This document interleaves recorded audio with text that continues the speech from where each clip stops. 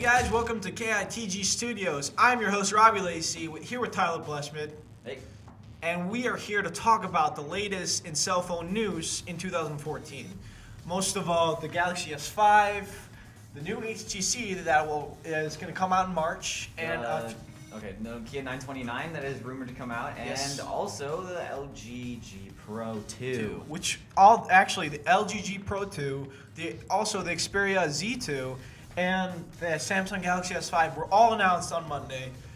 So we're here to talk about the specs and how we think these companies are going to do. All right, do you want to start with the S5? Yeah, that'll be good. All right. So yesterday, Samsung announced that their next flagship phone, which is the Galaxy S5, the next phone coming up again from the S4. Sorry, and they put a little safe with the design. And let's talk about the specs. Samsung announced their next flagship phone after the S4, the Samsung Galaxy S5. They put a little safe with design, a little plastic, still plastic. We were hoping for a full metal body, but that's okay. We got this like kind of beveled back. It's got like little pimples. Yeah, like a golf ball. It apparently feels solid in the hands, which I'm excited to get my hands on this thing. And it's not a fingerprint magnet anymore. Yeah, that's right. It's not glossy, which is a cool feature.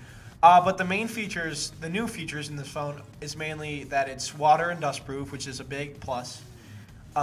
It has a fingerprint scanner now, which is probably something to get back to with Apple, you know.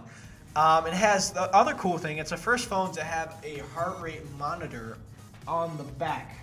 I should get a photo of that. It's right beneath. It's right below the camera. Yeah, it's like right by the flash. And it's used for S Health, and it measures your heart rate, and you can record that, and it can keep you healthier, apparently. And another new feature is the camera. The camera apparently is very good. It's now 16 megapixels compared to 13, which was on the S4, and it is the fastest autofocus on a phone in the world, which is pretty cool. And it can focus in 0.3 seconds. And it has this feature where you can focus on an object after you take the photo, which is pretty cool too. It's got the same. It doesn't have the same app as the original or the S4. Yes. The same camera app, so all those settings. If you use Yes, those, the interface is different too. The camera interface is different, and they really toned down their interface over Android is TouchWiz, and people generally in the past have not liked TouchWiz too much. They really it's been criticized for being too overpowering over Android, and now they kind of toned it down, which is good. It's a little more simple, and the settings menu is different. A lot of stuff to check out. But it looks like Samsung's doing pretty well. Software and hardware is alright. They play a little safe, but yeah, I'm excited to get my hands on them. Yeah, the S5 is actually running the Snapdragon 800 quad core. 801, yeah. No, the Samsung is running the 800, and the Xperia Z2, which we'll also be talking about in this podcast or this thing, is running a Snapdragon 801 quad core. Yeah, it looks like that on paper. Samsung has the fastest one. Yeah, it's clocked in at 2.5 gigahertz. Yeah, which is pretty insane. I think the S4 was around 1.8, 1.9, I believe. So yeah, that's going to be competed with Apple's 64-bit processor, which they claim to be very fast.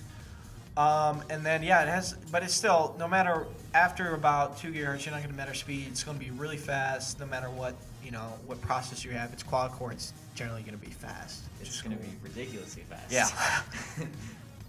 Also, the Galaxy S5, we were hoping for a 2K display. That was the main rumor that was out before the actually announced. But we have a full 1080p AMOLED display, which is still really good for today and better than most phones out there right now.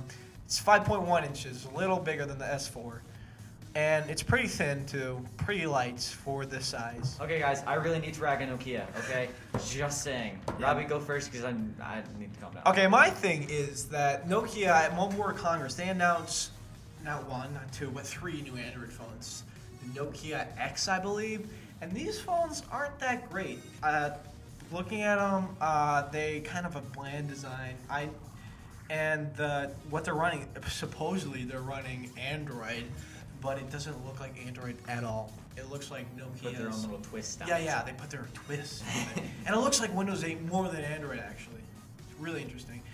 Because And- Windows 8 is like their partner. Yeah, They we do just- things with Windows actually, 8. yeah, They do Microsoft- incredible things with Windows 8. I just hit them like, sorry about that, guys.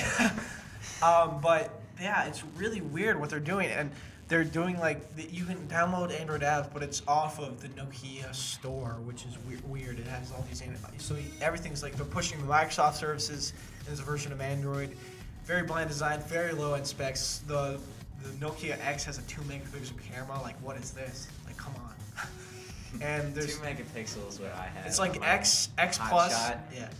They announced X, which is normal. X plus, which has normal, just better specs and more memory, and the XL, which is just bigger. So yeah, and I'm kind of disappointed. What the users want, is a Nokia phone that runs pure Android with that signature Nokia design. That's what we want. Yep. They probably. So go on. Because Nokia is known for their cameras, if you guys don't know. Yeah. They have the Fantastic. 41 megapixel Nokia 1020. But the problems with those things, and also the 1520 is also